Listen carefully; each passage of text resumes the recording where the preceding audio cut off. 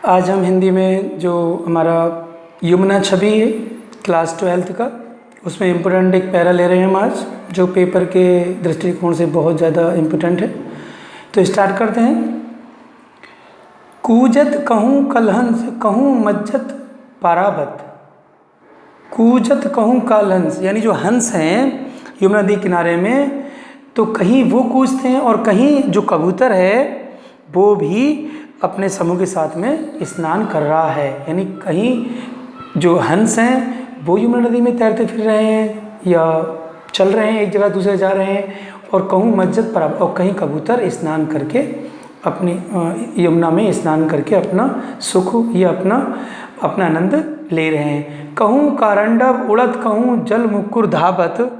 तो कहीं बतख उड़ते हुए दिखाई पड़ते हैं और कहीं जल मुर्गियाँ दौड़ती हुई दिखाई पड़ती हैं। चक्रबाग कहूँ बसत कहूँ बक ध्यान लगावत। चक्रबाग तो कहीं तो चकवा चकवी की जोड़ियाँ जो हैं वो विहार करती फिर रही पानी में, अर्थात इधर उधर चलती फिर रही साथ में, और कहीं कहूँ बक ध्यान लगा और कहीं बगुला मछली को पकड़ने के लिए ध्यान लगाए बैठा है कि जैसी मछली है वो उसे पकड़ ले। कई बार देखा होगा आपने, आजकल तो कम है, नदी किनारे बगुला खड़ा रहता है, बहुत आपको पता नहीं क्या चीज़, हिलता भी नहीं है बिल्कुल। वो वही देखता है कि हिलेगा तो मछली को पता चल जाएगा कोई आ रहा है, तो इसलिए जैसे ही उसका शिकार आएगा तभी वो एकदम गोता लगाएगा और चोंच में मछली को पकड़ लेगा।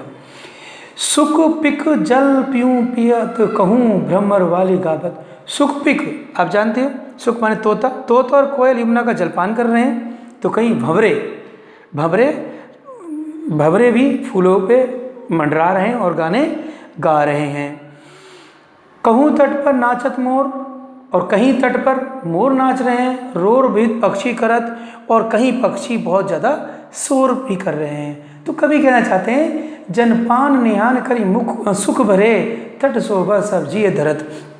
तो इसे कभी कहते हैं कि जिस प्रकार सारे पक्षी, कोई पानी पी रहा है, कोई वहाँ पे अंदर तैर के अपने आप को तन को शांत कर रहा है, ठंडा कर रहा है, कोई भंवरे कोई फूल का रस चूस के अपना पेट भर रहे हैं, कहीं ना कहीं हर किसी को यमुना किनारे किसी न किसी रूप में सुख की प्राप्ति हो रही है।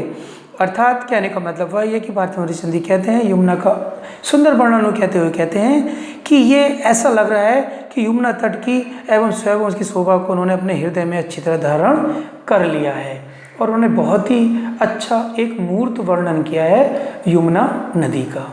तो ये चैप्टर खत्म हो गया।